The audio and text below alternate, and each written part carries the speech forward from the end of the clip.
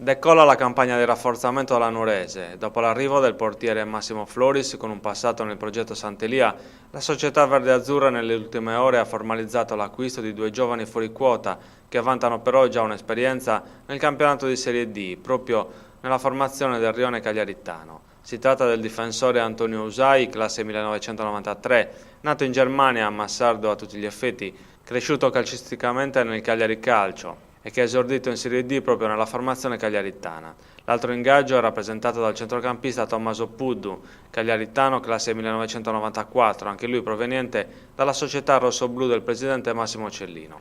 Si tratta di due tasselli importanti perché vanno a rafforzare due reparti. Il fatto che siano dei fuoriquota di qualità con esperienza nel calcio che conta in un torneo come quello di eccellenza può essere un vantaggio decisivo per la Nuorese.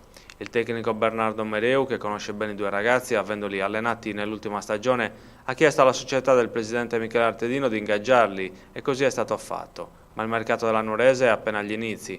Mancano ancora tanti tasselli per completare la rosa, di cui fanno già parte i calciatori confermati. Servono almeno 3 difensori, 2 centrocampisti e una punta di peso da affiancare a Falchi e Nieddu. Nei prossimi giorni sono previsti nuovi arrivi per consegnare al tecnico Mereu una formazione competitiva che possa lavorare al completo già dall'inizio del ritiro, in programma il 18 agosto. Intanto la Nuorese è alla ricerca di nuovi talenti, classe 94, 95, 96 e 97.